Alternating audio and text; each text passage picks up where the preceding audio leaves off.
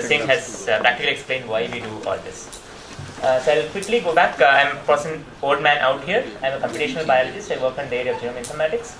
And in a small area of pathogenomics that we work on, we largely work on Mycobacterium tuberculosis. We try to address multiple different things on Mycobacterium tuberculosis biology.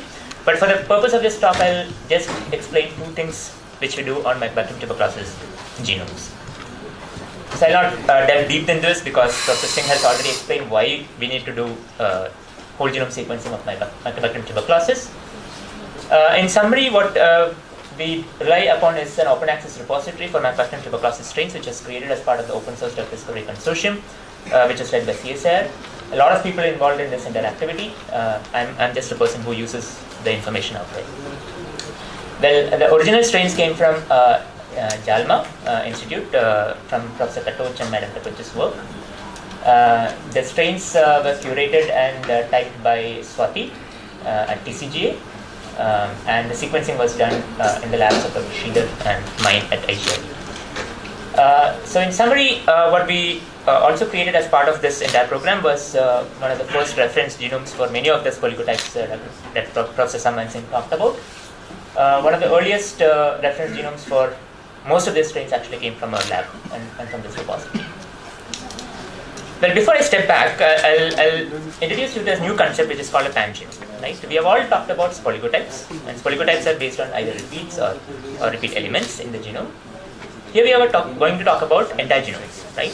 And we are trying to address this question. If you look at an entire genome of an organism, not just the reference strain, which is at an RV or RA, are we going to get new gene complements in these strains? And how do they function with respect to their pathogenicity, with respect to their difference in eliciting immune response, and so on. So in essence, a pangenome is nothing but the entire repertoire of genetic component of closely related strains of an organism. And here, for definition purpose, we don't really talk about Mycobacterium tuberculosis, but we talk about Mycobacterium tuberculosis complex, which includes many other species of Mycobacterium tuberculosis also. So to make things simple, what we have is we have 88 Mycobacterium tuberculosis strains, complex strains from the public databases. We have 8 Indian strains which we earlier completed with almost near complete resolution. We put this together to create a 96 complete draft and complete MTB genomes. What we do is we do gene prediction for these draft and complete genomes. We cluster these genes together and ask this question: are there genes which are shared between the organisms? Are there genes which are only in one particular organism and not shared between the other organisms? And how do they distribute across the species repertoires? And that's how we do the rest of the work. So in summary, you could divide the entire genome repertoire, which for Mycobacterium tuberculosis complex is approximately around 8,000 genes, into two parts. One is a co-genome, which essentially means that this is shared between almost all of the strains or majority of the strains. All the strains when it's 100%, or majority of the strains when we define it as a 95%. It doesn't really change much. On an average, you should think of the 8,000, 2,000 odd genes are shared between almost all the strains in the complex, while approximately around 6,000 to 8,000 genes are different in different isolates, different clinical isolates of different strains or different polygotypes. How different are the genome sizes? Genome sizes are pretty much the same. They are around 4 MB to around 5.5 MB. They're not very different. That doesn't explain this. No. I'll come to that in a slide from now. Now, as expected, most of the core genomes or core genes in the genomes would participate in core metabolic functions and are essential, as you would have imagined. And whether you take a 99% or 95% or a 90% core, it doesn't really change in terms of the essentiality component. Or in other words, around 400 of this 2,000 odd genes are very essential genes as per the insertion mutagenesis studies or pre-insertion mutagenesis studies. Can you go a little slower? We are finding it a little hard to understand. Okay. I'll explain that in much detail after the talk probably. So we took something like a 95% core, which we call as a soft core, which means that these genes are present in 95% of the isolates that we have analyzed in the present analysis. Of course, in many strains, you could also have personal genes. That would mean that one particular strain or isolate could have an average of around half a dozen to 1 dozen genes which are personal to that organism. That means that is there in only those organisms, right? And many of these genes do fall in metabolic processes which are very unique to that particular organism, right? So this is the distribution. I'll not delve deep into it. You can also use this gene complement, which is shared between organisms, to draw phylogenetic trees. And as you would have imagined, it almost replicates the entire phylogeny of Mycobacterium tuberculosis. Or in other words, gene complement has an evolutionary relationship in terms of the evolution of Mycobacterium tuberculosis complex, and similarity between strains which are close related and strains which are not close related. The other interesting question that you would always want to ask is, in terms of the gene complements, are there strains which are very unique, and how are they different from the popular studied organisms which are H37, RB and RA, which are sort of the reference genomes for all practical purposes that we use in Mycobacterium tuberculosis. And we address this question by plotting all the strains out here. This is H37, RB and RA, and all the genes which have been found to be different or not present in H37, RB and RA. So these are the gene complements which are absent in H37, RB or RA, which are the reference genomes for all practical purposes, but present and shared between multiple strains of Mycobacterium tuberculosis complex. This includes clinical isolates of Mycobacterium tuberculosis. These are the predicted annotations of these genes. I will not delve deep into it. We selected around 7 genes which we found were interesting in terms of the biological output of these genes, in terms of the metabolic processes that they control. And we went back and did PCRs as well as RNA-seq to validate that these genes really exist and they are actually transcribed in those strains. In other words, what I am trying to say is that by looking at H37, RB and RA, we are limited in our genome repertoire of genes that we are trying to look at. There are genes which are shared between clinical isolates or close related clinical isolates, which could of course be new strategies to therapeutically target particular isolates. The question that arose was, can we target just the Beijing strain and not other strains? Right? You can theoretically do that because there are gene complements in the Beijing strain which is not there in H37, RB, RA or other clinical isolates of the same type. But how do we know that those are responsible for resistance? We don't know. Absolutely we don't know. But offhand I can tell you that there are several colleagues of mine who are working on these genes and characterizing them. Many of these genes elicit a very different immune response, and that's what all we know. How does it contribute to drug resistance? We don't really know. Different immune response means what? In the capacity to elicit interferon response in the same background strain. Interferon is very gross generic. It is not sufficient for containing TB. Absolutely. And TB and MDR TB is different. So I'm not talking about the drug resistance pattern of it. What I'm trying to say is that there are genes, and these genes do have some function in the organism. Advantages or disadvantages, we don't really know. No, for that matter, any two given antigen will give two different. Absolutely. So they may not Therefore, the difference. necessarily be present in all the fields. Absolutely. Their end product will be same in all the types of strains. Pardon me? Their end products of those. So the 7 genes that we selected were there in all the clinical isolates from India, which are 8 strains that we considered in this particular study, but largely absent. No. What you are saying, RB and RA, they are extended distance. They are not clinical isolates. No. He's comparing. I'm comparing them. Resistance at this moment. These are the genes, entire list of genes which are absent in RB and RA. In the particular cases that we took of 7 genes, which are largely present in the clinical isolates that we have in India, but largely absent in other clinical isolates from across the world. What strains these were? So these were of multiple different oligotypes. They are not representative. I'll make it clear. Yeah, I'll make it very clear that this is not representative strains. Well, the next big question is, how do we move on from there, right? And that's the real question of how the sequencing cost has drastically declined, and how can we use that in clinical situations to address very pertinent questions that we have all discussed in the last hour or so. So I'm going to talk about how we can sequence Mycobacterium tuberculosis in this entirety, which would essentially mean that it is all molecular tested Mycobacterium tuberculosis genome with additional features. So this includes the entire genome, the entire oligotyping. You can do oligotyping analysis from this data. You can analyze the entire gene repertoire. You can also identify the entire repertoire of single nucleotide variations or insertion variations from each organism from a clinical isolate, and also be at some point of time be quantitative in terms of heteroresistance to be able to say from the sputum, this is the percentage of organisms that has a particular mutation. To do this, there is a lot of computational analysis that happens in the background. I'll not delve deep into it. But essentially what we try to say is that we created from around 400 strains that we did in the first analysis, one of the most comprehensive repertoire of mutations or variations in Mycobacterium tuberculosis, which is around 30,000 odd variations. We have now reanalyzed it with approximately around 5,000 genomes available in public domain, and this number comes to around 200,000 variations, which is the entire repertoire of Mycobacterium tuberculosis variome. What we also show is that to build on statistics, for every single isolate type, like when I say a oligotype, AEI strain oligotype, you need to approximately do around 200 organisms of the same oligotype to sort of saturate off variations from that particular type. In other words, for every subtype, you need to do approximately around 200 odd genomes to sort of saturate the variant repertoire. To be able to characterize that particular clinical isolate.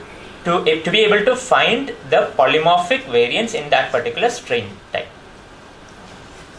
And those may be similar to the others or may be different? May or may not be similar.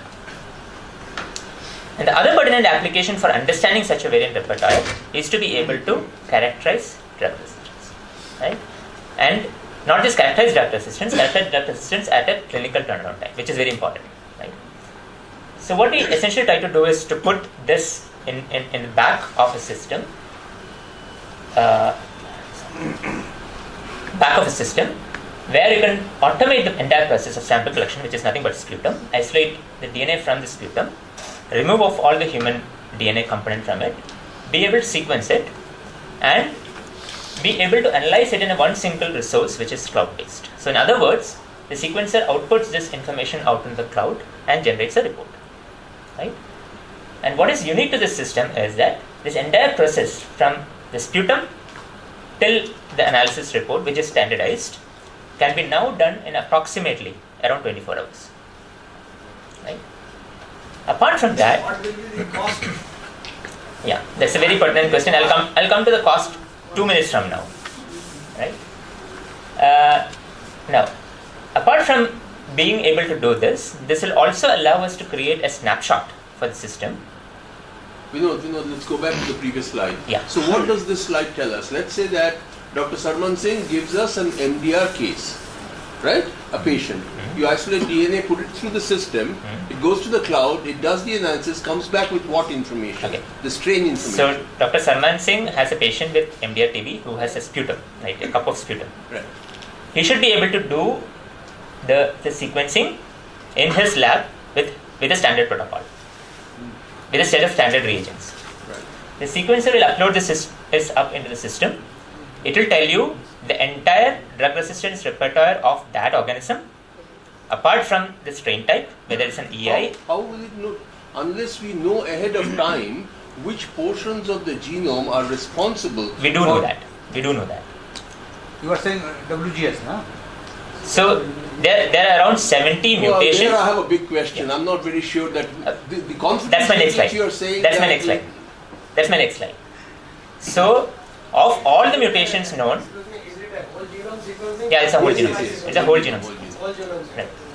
Of the entire mutations known which can confer drug resistance, there are approximately 70 of them which has been consistently found from multiple studies to cause drug resistance. Right? And this is the distribution for those mutations.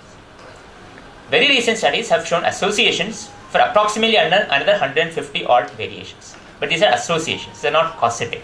Right? But these are causative.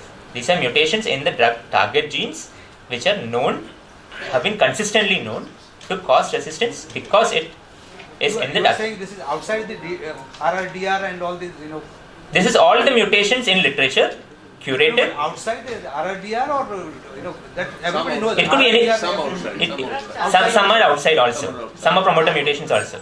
But mostly 95% they Are in the gene. RRDR. Right. But so this is the compendium of all known mutations for drug resistance, which has been consistently there in literature. Right?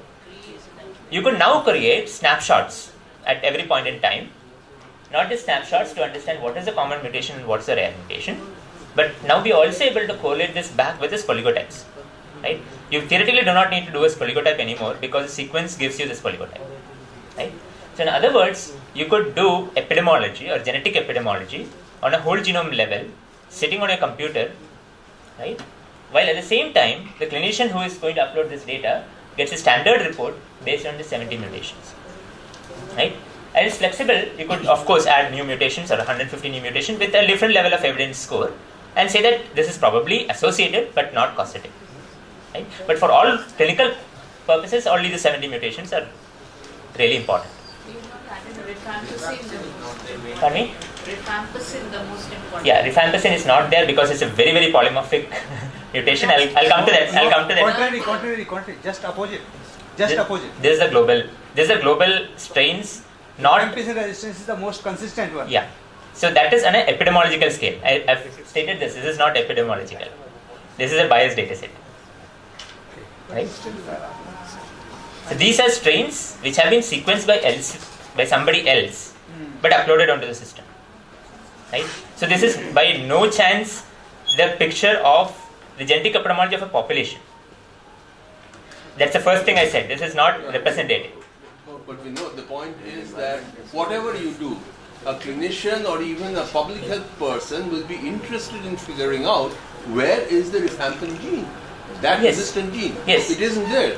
It's in there because, that's what I said, because No, but that you have an Yeah, explanation, yeah, of course. yeah. But that doesn't satisfy us because we know that that's the gene Yeah, so- that ought to be there. yeah, so And it's not that there. will happen only if you do a unbiased sampling of the population, right? Okay. Since this is biased sampling of the population, and since rifampicin mutations have been typed before for these strains, right? It's not still there, but that's because it's a biased sample. So your 70 includes those or excludes those? My 70 excludes those. Excludes. So it's 70 plus the rifampicin. rifampicin gene mutations. And even Okay. kanamycin is very important. No, I have put in fluoroquinolone, so all the fluoroquinolone mutations are put together. Kanamycin. Kanamycin. Okay. Probably it was not in the set.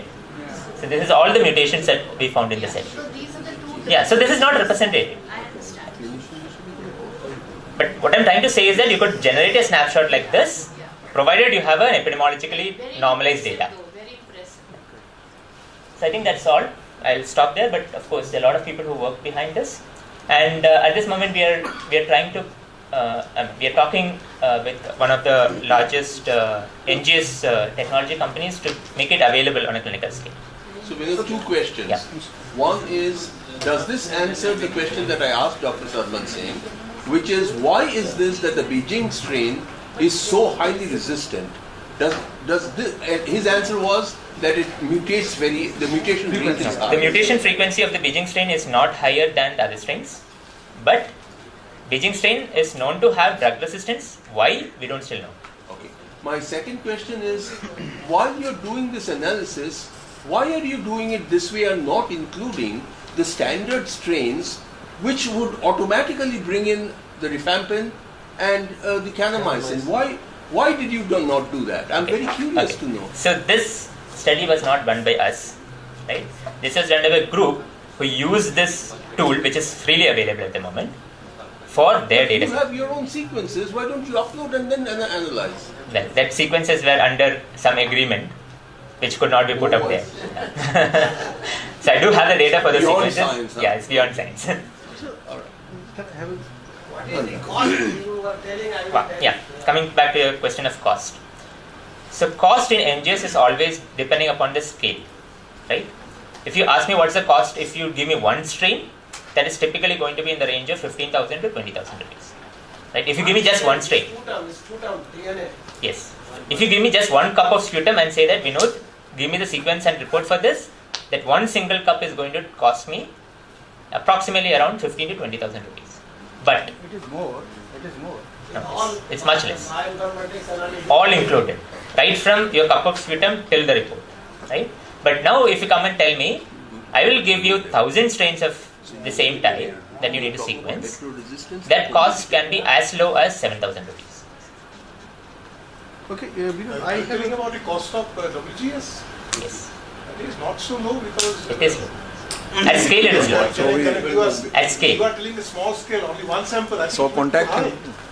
As of now. We have know how to iron get torrent. this from For where us, we it get is coming about 50,000.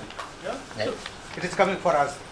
we are doing. No, let's not discuss Let's cost. not discuss that. Because the cost will vary from. Cost is not in, cost is immaterial. Cost is immaterial. Because the use of cloud computing. The ways of reducing the cost, that's not what we work on.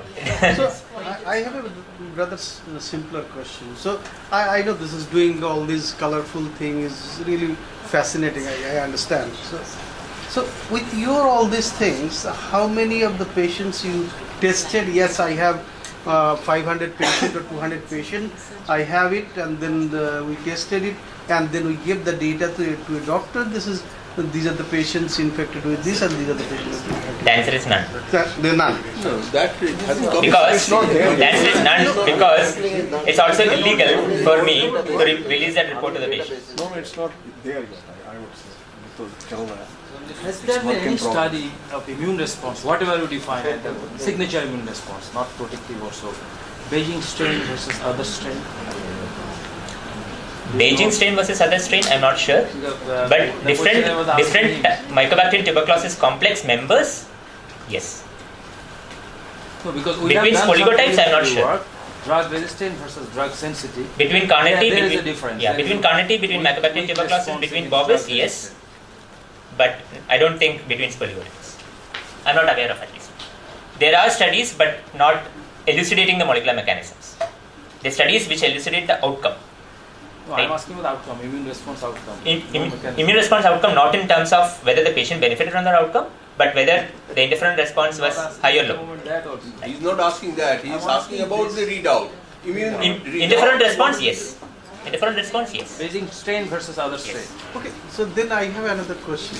Does it, you can, segregate heteroresistance, what Dr. Salman Singh was talking about? Can you? You can. Can. I think the similar kind of work has been done in CZE tools. That is, for Salmonella and E. coli, this type of work has been already done at the behest of the WHO. Same kind of work in the All right, type.